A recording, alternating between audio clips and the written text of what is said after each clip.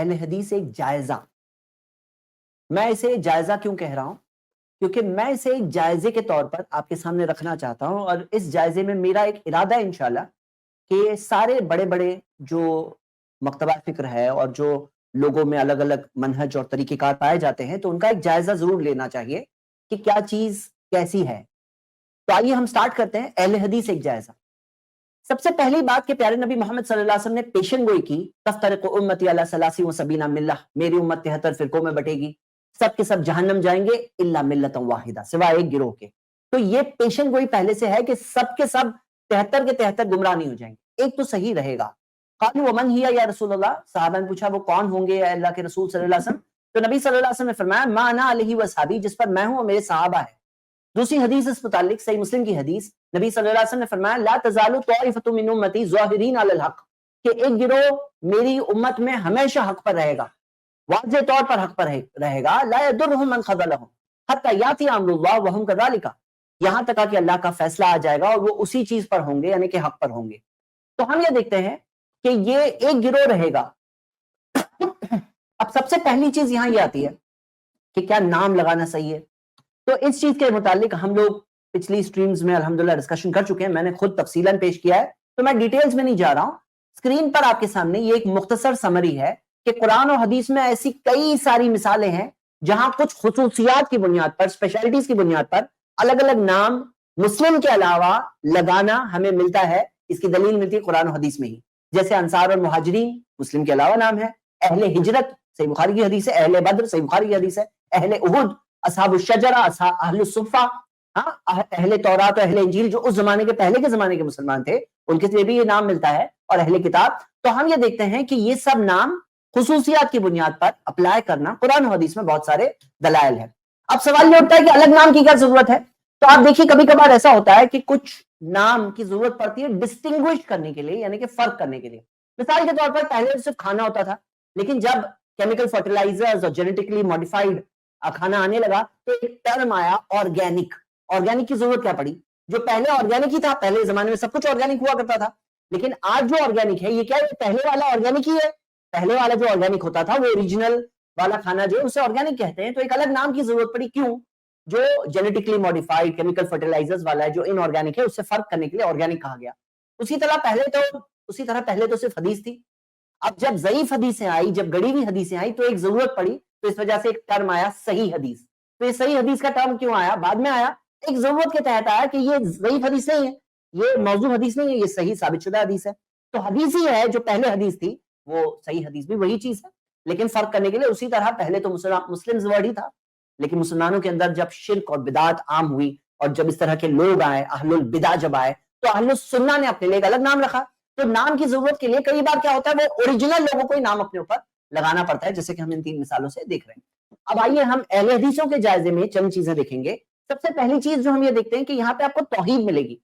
توحید کے اندر توحید الربوبیات، اللہ تعالیٰ کے اسماء و صفات کے اندر توحید، اور اللہ تعالیٰ کی عبادت میں توحید. آپ کو یہ چیز ڈیٹیل میں پرفیکٹلی ملے گی، یعنی کہ اللہ کی ربوبیت میں اللہ ہی رب ہے، اللہ ہی پالنہار ہے، وہی خالق مالک، اسی کے ہاتھ میں سب کچھ ہے، مدبر، اور اس کے جیسا کوئی نہیں ہے، لیس کمثلہ شیء. اور جب اسی کے ہاتھ میں سب کچھ ہے تو ہماری عبادت کس کے لیے ہونی چاہیے؟ سارے عبادت کے اعمال چاہے زبان سے کیے جا رہے ہیں، چاہے جسم سے کیے جا رہے ہیں، چاہے دل سے کیے جا رہے ہیں، سب کے سب صرف اللہ کے لیے ہونے چاہیے. تو توحید کے لیے کھڑے ہیں اہل حدیث الحمدللہ کہ زندگی کا مقصد کیا ہے؟ وما خلقت الجن والانس، اللہ تعالیٰ نے فرمایا الا لیعبدون، کہ میں نے جنوں اور انسانوں کو صرف اپنی عبادت کے لیے بنایا ہے. تو یہاں پہ ہم یہ دیکھتے ہیں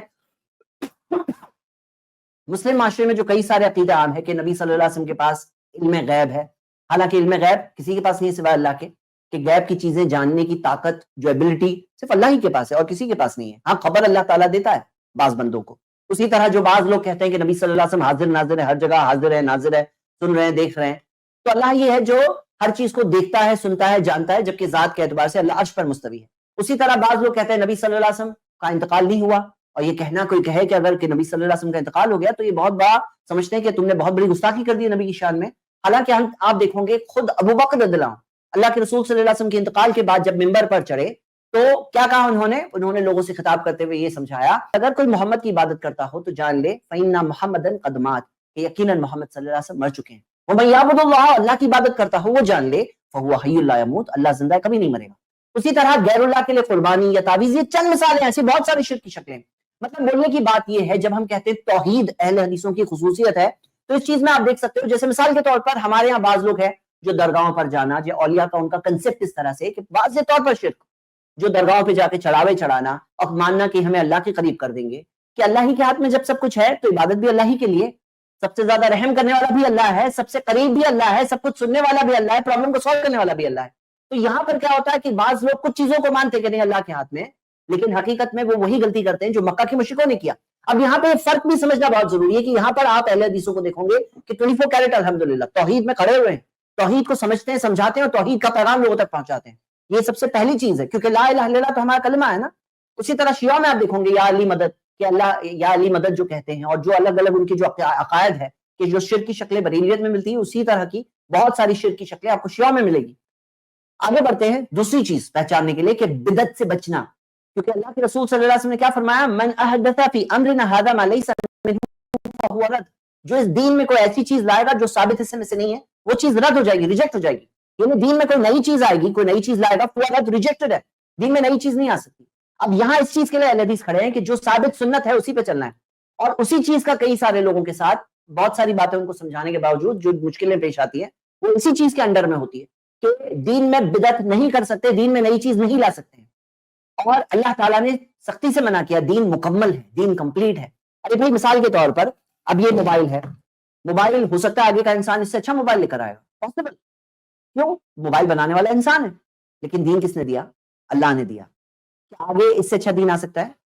کیا اس سے اچھا دین ہو سکتا ہے آگے؟ بالکل نہیں. تو سب سے جو 1400 سال پہلے جو دین آیا، پرفیکٹ آیا، بیسٹ آیا، اس سے بیٹر ہو ہی نہیں سکتا. تو جس طرح سے میلاد النبی منانا یا نیاز و فاتحہ کا مسئلہ، اور آپ دیکھو گے بدعت کرنے والے دو ٹائپ کے لوگ ملیں گے. ایک وہ لوگ ملیں گے جو کہتے ہیں بدعت کرنا غلط ہے اور بدعت کرتے ہیں، اور ایسے بھی لوگ آپ کو ملیں گے جو کہتے ہیں بدعت کرنا غلط ہے پھر بھی بدعت کرتے ہیں. مطلب پہلی قسم وہ لوگ جو بدعت کرنا صحیح ہے بولتے ہیں، کہتے ہیں اچھی بدعت اچھی بھی ہوتی ہے، بدعت حسنہ، اور وہ بدعت کرتے ہیں. لیکن ایسے بھی لوگ آپ کو ملیں گے جو کہتے ہیں کہ بدعت کرنا غلط ہے اور پھر بھی بدعت کرتے ہیں، غلط بول کے بدعت کرتے ہیں. کیوں؟ کیونکہ ان کے یہاں پہچاننے کا انداز نہیں ہے، وہ پہچان نہیں پاتے ہیں بدعت کو. آپ اگر دعا اذکار کی ان کی کتابیں دیکھ لو، اور میں خاص طور سے اشارہ کی طرف کر رہا ہوں جو دیوبندی حضرات کے اندر، آپ دیکھو گے کہ وہ لوگ کہتے ہیں بدعت کرنا غلط ہے، لیکن پھر بھی آپ دیکھو گے کئی ساری چیزوں میں دعا اور اذکار کے اندر آپ کو بہت سارے اذکار ملیں گے، یہ چیز اتنی بار پڑھو، یہ چیز اتنی بار پڑھو، یہ نام اتنی بار پڑھو. کہیں قرآن حدیث میں دلیل نہیں، اپنی طرف سے نکالا ہے. عبادت ہے کہ نہیں بتاؤ؟ یہ دین کا معاملہ ہے کہ دنیا کا معاملہ ہے؟ کیا موبائل جیسا معاملہ ہے کہ یہ نئی ٹیکنالوجی ہے، 4 کیمرے لگے ہیں تو نہیں بھائی 6 کیمرے آ گئے یا 2 کیمرہ ہو؟ نہیں، یہ دنیا کا مسئلہ ہوگا. لیکن عبادت کے اندر کوئی گنجائش نہیں ہے کہ ہم نئی چیز لائیں گے. لیکن ہم دیکھتے ہیں کہ عبادات کے اندر کسی مثال کے طور پر کئی سارے ایسے اعمال جو ضعیف حدیثوں سے وہ لوگ ثابت کرتے ہیں یا جو ثابت نہیں ہوتا دلائل کی روشنی میں. اب جب کوئی چیز ثابت نہیں ہے تو وہ بدعت ہے، جیسے 15 شعبان ہو یا 27 رجب ہے، کئی سارے ایسی چیزیں ہیں. تو یعنی یہ بھی ایک چیز آپ دیکھو گے. ایک تیسری چیز جس چیز کے لیے اہل حدیث مشہور ہے اور یہ دوسرے سے ہم کنیکٹ کر سکتے ہیں، وہ یہ کہ نبی صلی اللہ علیہ وسلم کی سنت کی پیروی کرنا، اور اللہ کے رسول صلی اللہ علیہ وسلم کی سنت کی پیروی کرنا، چاہے عبادات ہو، چاہے اخلاق ہو، چاہے زندگی کے آداب زندگی ہو. اور آپ یہ حدیث کئی بار اہل حدیث بیانات میں سنو گے، صلو کما رأیتمونی اصلی، پیارے نبی محمد صلی اللہ علیہ وسلم نے فرمایا اس طرح نماز پڑھو جس طرح تم نے مجھے نماز پڑھتے دیکھا ہے. اور یہ بات کے اندر آپ دیکھو گے کہ سکھایا جاتا ہے کہ جو سنت ہے نبی صلی اللہ علیہ وسلم کی، جو ثابت ہے، علماء کرام فتویٰ دے رہے ہیں اور وہاں پر ہے، تو ہمیں نہیں دیکھنا ہے کہ ہم کس عالم کی بات مان رہے ہیں، ہم یہ دیکھتے ہیں کہ کلمہ کس کا پڑھے ہم نے، نبی صلی اللہ علیہ وسلم کا. تو جیسے اللہ کے رسول صلی اللہ علیہ وسلم کی حدیث جو ہے، من احیا سنتن من سنتی، جو میری سنتوں میں سے ایک سنت کو زندہ کرے گا، فعمل بها، اور اس پر عمل کیا جائے، فعمل بها الناس کان له مثل اجر من عمل بها، کہ اس کے لیے جو عمل جتنا کر رہا ہے اس کو کتنا ثواب ملا، اتنا ثواب اس سنت کو زندہ کرنے والے کو ملے گا. اور آپ دیکھیں گے الحمدللہ، آپ اہل حدیث مسجدوں میں جاؤ، آپ اہل حدیثوں کے بیانات سنو، آپ کو کئی ساری ایسی سنتیں ملے گی جو لوگ چھوڑے ہوئے ہیں، جو معاشرے میں لوگ عمل نہیں کر رہے ہیں، اور اہل حدیثوں نے آج الحمدللہ معاشرے میں زندہ کیا. ایک حدیث ہمیں یاد آتی ہے یہ بات دیکھ کر کے کہ اللہ کے رسول صلی اللہ علیہ وسلم نے فرمایا کہ میری سنت کو تھامے رہنے والا امت کے اختلاف کے وقت پر ایسا ہے جیسے کہ جلتے ہوئے کوئلے کو پکڑا ہوا ہے، کہ کوئی جلتے ہوئے انگارے کو پکڑا ہوا ہے. کتنی تکلیف ہوتی ہے کئی بار سنتوں پر عمل کرنے میں، اور جو معاشرے میں کئی جگہوں پہ جب لوگوں کو نہیں پتا ہوتا ہے اور ان کے سامنے عمل کر کے جب لوگ بتاتے ہیں تو کتنی تکلیف سے گزرنا پڑتا ہے، کتنی تکلیف برداشت کرنی ہوتی ہے. آپ دیکھو گے کہ یہ مین بات کیا ہے اس چیز کے اندر، کہ علماء کے پیروی کا طریقہ اہل حدیثوں میں ہم سارے علماء کرام کو مانتے ہیں جو صحیح و منہج کے، سارے جو ہر زمانے اور دور کے بڑے بڑے جو علماء گزرے ہیں ہم سب کو مانتے ہیں. فَاسْأَلُوا أَهْلَ الذِّكْرِ إِن كُنتُمْ لَا تَعْلَمُونَ، پوچھو علم والوں سے اگر تمہیں نہیں پتا. لیکن جو لوگ طے کر دیتے ہیں کہ نہیں 4 امام ہیں، ان میں سے ایک کو ہی فالو کرنا ہے، اور اگر 4 میں سے ایک کے پیچھے نہیں چلے، 4 میں سے ایک کو نہیں مانے، تو تمہارا امام شیطان، ایسا جو کہا جاتا ہے، اس کی کیا دلیل ہے؟ اس بات کی کیا دلیل ہے؟ جو اس طرح سے لازم کر دیتے ہیں کہ 4 اماموں میں سے ایک کے ہی پیچھے چلنا ہے، اور ایک ہم کہتے ہیں کہ سارے علماء ہمارے ہیں، ہمیں علماء کی طرف تو رجوع کرنا ہے. کون کہہ رہا ہے کہ خود مفتی بننا ہے؟ کون کہتا ہے کہ خود اجتہاد کرنا ہے؟ کوئی غیر اہل ہو، غیر اہل کی بات کر رہے ہیں تو وہ خود ہر رستے چلتے آدمی کو اجتہاد کرنا ہے. ہم نہیں کہتے ہیں، یہ ہمیں مسکوپ کیا جاتا ہے اس چیز میں. یہاں پہ صحیح بات کیا ہے کہ ہم علماء کی طرف رجوع کرنا سکھاتے ہیں، لیکن علماء بھی تو آخر میں انسان ہے نا، ان سے بھول ہو سکتی ہے کہ نہیں ہو سکتی؟ اگر کہیں بھول ہو کسی ایک عالم سے، تو کیا کوئی دوسرا عالم جو نبی صلی اللہ علیہ وسلم کا فرمان بتا رہا ہے، اس کے پاس قرآن و حدیث ہے، اس کے پاس دلیل ہے، اس کے پاس پروف ہے، لیکن لوگ کہتے ہیں کہ نہیں ہم تو ان کے ماننے والے ہیں، تو پھر وہ عالم چاہے کتنے بھی پروف ان کے پاس ہو، نہیں لیں گے ان کی بات کو. ہم کہتے ہیں نہیں یہ طریقہ صحیح نہیں ہے، یہ طریقہ صحیح نہیں. یہ تو ایسا ہوا کہ قرآن و سنت تک لے جائیں گے علماء کرام، لیکن کسی بھی عالم کی بات کو قرآن و حدیث کے اوپر نہیں رکھنا ہے. تو ایسا ہوتا ہے کہ ہم نے اپنے ایک عالم کی بات کو قرآن و حدیث کے اوپر رکھ دیا. اور یہ کیا ہے؟ یہ جو تقلید ہے، تقلید کے اندر آپ سمجھ لیں کہ التزام بقول الغیر، کہ کسی غیر کی بات کو لازم پکڑنا، کہ نہیں ہم حنفی ہے، ہم شافی ہیں، ہم امام ابو حنیفہ کی بات کو نہیں چھوڑ سکتے، ہم امام شافی کی بات کو نہیں چھوڑ سکتے. بھائی وقتی طور پر اگر کوئی امام ابو حنیفہ رحمۃ اللہ علیہ کی طرف ریفر کرے، یا امام شافی، یا امام مالک، یا امام احمد بن حنبل، یا کوئی بھی بڑے عالم کسی بھی زمانے اور دور کے، ان کی طرف کوئی ریفر کرے، وہاں پرابلم نہیں ہے. پرابلم کیا ہوتا ہے؟ جب ان کی بات کو قرآن حدیث سے اوپر رکھ دیتے ہیں. اب سے جو لوگ اس میں لازم کرتے ہیں، جیسے میں آپ کو مثال کے طور پہ بتاتا ہوں، اگر آپ دیوبند میں بھی دیکھو گے تو وہ لوگ یہ کہتے ہیں کہ نہیں 4 امام میں سے ایک کے پیچھے چلنا ہے. یہ میں ان کی ویب سائٹ سے بتا رہا ہوں، یہ ان کا آفیشیل موقف ہے، یعنی کوئی ڈھکی چھپی بات نہیں ہے. لیکن آپ خود دیکھو، جہاں تک شرک کی بات آتی ہے، وہ لوگ کیا سکھاتے ہیں؟ کیا تب کہا جاتا ہے کہ عام آدمی نہیں سمجھ سکتا، تم عام آدمی ہو، تم شرک نہیں سمجھ سکتے، شرک کرتے رہو، ایسا کہا جاتا ہے؟ جب عام آدمی کوئی دوسرے مذہب میں ہو تو کیا اسے کہا جائے گا کہ تم کوئی دوسرے مذہب پہ چلو، تم تو عام آدمی ہو، تمہیں کچھ سمجھ میں نہیں آئے گا، ایسا کہا جائے گا کیا؟ نہیں. اسے کہا جائے گا تحقیق کرو، حق کیا ہے، سچ کیا ہے، دیکھو تحقیق کرو، سچ پر آؤ، حق پر آؤ. جو عام آدمی اگر مسلمان ہو، وہاں شرک کر رہا ہے، درگاہ پر جا رہا ہے، سجدہ کر رہا ہے، چڑھاوے چڑھا رہا ہے، تو اسے کیا کہیں گے؟ تم عام آدمی ہو، تمہیں کچھ سمجھ میں نہیں آتا. نہیں، اس کو کہیں گے تحقیق کرو. اگر وہ عام آدمی بدعت کر رہا ہے، جلوس میں جا رہا ہے، عید میلاد میں جا رہا ہے، نیاز فاتح کر رہا ہے، تو اسے کیا کہیں گے؟ کہیں گے کہ نہیں نہیں تحقیق کرو، یہ بدعت ہے، یہ چیز ثابت نہیں ہے، یہ چیز چھوڑو، سنت کی پیروی کرو، یہی کہا جاتا ہے نا. لیکن کیا کتنی عجیب بات ہے کہ جب دین کی ساری اور دوسرے مسائل، جو عبادات کے مسائل آتے ہیں، نماز دن میں 5 بار پڑھ رہے ہیں ہم، جو عبادت کے سارے مسائل ہیں، اس کے اندر ہم کہتے ہیں تم عام آدمی، تمہیں کچھ سمجھ میں نہیں ہے. یہ کیا بات ہے؟ یہ تو ڈبل اسٹینڈرڈ ہو گیا نا. وہ عام آدمی کو تحقیق کرنے دو، دلائل کی روشنی میں جو ثابت بات ہے وہ لے سکتا ہے. اس کے اندر یہ کہہ دینا شخصی طور پر پابند کر دینا چاہیے، اور لازم پکڑتے ہیں لوگ کہ ہم تو حنفی ہیں، ہم تو شافی ہیں، ہم تو مالکی ہیں، ہم تو حنبلی ہیں. یہ بات سمجھنے کی بات ہے.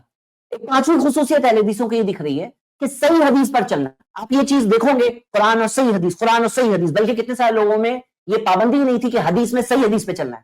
کتنے سارے لوگ یہ کہتے تھے بھائی حدیث تو ہے نا، اب پابند کرنا، یہ بول بول کے الحمدللہ آج لوگ بیدار ہو رہے ہیں کہ صحیح حدیث پہ چلنا چاہیے. کیونکہ نبی صلی اللہ علیہ وسلم کی کیا حدیث ہے؟ من کذب علی متعمدا فلیتبوأ مقعدہ من النار. جو میری طرف جان بوجھ کے کوئی جھوٹ منسوخ کرے گا، وہ اپنے لیے جہنم کی آگ میں جگہ بنا لے گا. تو نبی صلی اللہ علیہ وسلم کے نام میں کوئی جھوٹی بات بھی ہے، یہ کئی لوگوں کو پتا نہیں تھا کہ ایسے جھوٹے لوگ آئے ہیں جنہوں نے نسبت کی نبی صلی اللہ علیہ وسلم کی طرف کچھ حدیثیں، جنہیں محدثین کہتے ہیں موضوع حدیثیں، گڑی ہوئی حدیثیں، یا کچھ حدیثیں ایسی ہوتی ہیں جو ثابت نہیں ہے، کنفرم نہیں ہے. اور اللہ تعالیٰ نے قرآن میں فرمایا ما یریبک الا ما لا یریبک، اس چیز کو چھوڑ دو جس میں شک ہے، اس چیز کے لیے جس میں شک نہیں ہے. یہ حدیث جامع ترمذی کی حدیث ہے. اللہ تعالیٰ نے کیا فرمایا؟ ولا تقف ما لیس لک بہ علم، اس چیز کے پیچھے مت چلو جس چیز کا تمہیں علم نہیں. سورۃ الاسراء سورہ 17 آیت نمبر 36. تو ہم یہ دیکھتے ہیں کہ یہاں پر جو یہ منہج ہے، یہ الحمدللہ اہل حدیثوں نے عام کیا ہے لوگوں میں. آج لوگ سمجھ رہے ہیں، حدیثوں کے حوالے دے رہے ہیں، صحیح حدیث کیا ہے اس کی تحقیق کر رہے ہیں، بتانے کی کوشش کر رہے ہیں حدیث صحیح سند سے ثابت ہے، اور لوگوں میں بیداری آ رہی ہے. نہیں تو آپ یہ دیکھو گے کہ الگ الگ مسلکوں میں یہ عام بات تھی کہ اپنے موقف کے دلائل کے طور پر ضعیف حدیث پیش کر دی جائے، گڑی ہوئی حدیثیں پیش کر دی جائے. لیکن الحمدللہ یہ پابند کیا گیا کہ نہیں، قرآن اور صحیح حدیث، نہ فضائل میں نہ ترغیب کے لیے کہیں بھی ضعیف اور موضوع حدیثوں سے ہم فائدہ نہیں اٹھا سکتے ہیں. ضعیف اور موضوع حدیث دور کی بات، آپ کو ایسی مشہور کتابیں ملے گی جس میں ضعیف اور موضوع حدیث تو ہے ہی، لیکن اس کے علاوہ ایسے کئی سارے گڑے ہوئے واقعات ہیں جس میں بعض اس حد تک پہنچ جاتے ہیں کہ شرکیہ تک باتیں وہاں پائی جاتی ہے اور مشہور ہے، عوام میں پڑھ رہے ہیں. یعنی کہ پابندی نہیں ہے کہ ثابت شدہ چیزوں کے ساتھ میں دین کی دعوت دینا ہے، دین کی تبلیغ کرنا ہے، دین کی باتیں لوگوں تک پہنچانی ہے. اسی طرح چھٹی چیز جو آپ خصوصیت دیکھو گے، اور مجھے یہ بات آپ کے سامنے رکھنی ہے کہ یہ ایک بہت بڑی چیز ہے کہ صحابہ کے منہج پر چلنا. قرآن و سنت جیسے صحابہ نے سمجھا، سلف نے کیسے سمجھا؟ کیونکہ اللہ تعالیٰ نے کیا فرمایا؟ فَإِنْ آمَنُوا بِمِثْلِ مَا آمَنْتُمْ بِهِ فَقَدِ اهْتَدَوْا. تو یہاں پر صحابہ کے ایمان کو ایک سٹینڈرڈ ایمان کے طور پر بتایا گیا. اور سلف نے کیسے سمجھا؟ نبی صلی اللہ علیہ وسلم اس نے جو بہترین زمانوں کے تعلق سے جو گواہی دی، اور سبیل المومنین جو ذکر ہے، مومنوں کا راستہ، اس راستے پر نبی صلی اللہ علیہ وسلم چلے، اسی راستے پر صحابہ اکرام چلے، اسی راستے پر تابعین چلے، اسی راستے پر تبی تابعین چلے، اسی راستے پر سلف الصالحین چلے، محدثین چلے، فقہا چلے، اسی راستے پہ ہمیں چلنا ہے، جو ہے ایک راستہ، جو ہے سلف کا راستہ۔ تو قرآن و سنت کو صحابہ نے کیسے سمجھا، سلف کو کیسے سمجھا، یہ بات بہت بڑی بات ہے، بہت اہم بات ہے۔ ساتویں چیز آپ یہاں یہ دیکھو گے کہ لوگوں کو ابھارا جاتا ہے علم حاصل کرو، طلب العلم فریضۃ علی کل مسلم، علم حاصل کرنا فرض ہے ہر مسلمان کے لیے۔ تو یہاں پر ایسا نہیں معاملہ ہے کہ جیسے نہیں کچھ خاص لوگ ہیں ابھی تم کچھ نہیں سمجھ سکتے، تم علم نہیں حاصل کر سکتے، بس کر رہے حاصل، لوگ علم حاصل کر رہے ہیں، تمہارے لیے نہیں ہے، بلکہ ابھارا جاتا ہے کہ علم حاصل کرنا فرض ہے ہر ایک شخص کے لیے، علماء کی طرف رجوع کرو، لیکن علم حاصل کرنا ہر انسان کے لیے فرض ہے۔ آٹھویں چیز دعوت میں پرائرٹی، کہ بھئی جیسے آپ دیکھو گے بعض لوگ کہتے ہیں پہلے نمازی تو بناؤ، حالانکہ سب سے بڑا گناہ کیا ہے؟ شرک۔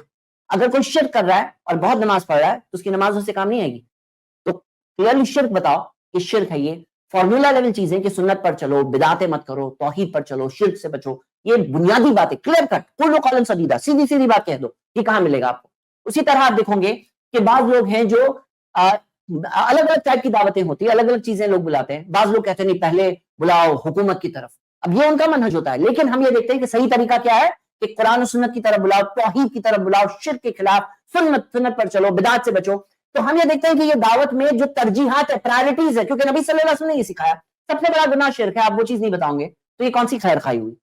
اسی طرح نویں چیز آپ کو ملے گا کہ تشدد کے خلاف، اسی طرح جیسے مثال کے طور پہ تشدد کے خلاف جو دلائل ہے، اور علماء کرام جو بڑے بڑے علماء ہیں ان کے جو اقوال ہے وہ جو سکھاتے ہیں، اسی طرح جو تکفیر کے خلاف کہ کوئی مسلمان دوسرے مسلمان کو کافر نہیں کہہ سکتا، اس میں کافر کہنے میں بہت ساری رکاوٹیں ہیں، بیریئرز ہیں، اور یہ بیریئرز ہوتے ہیں جو روکتے ہیں۔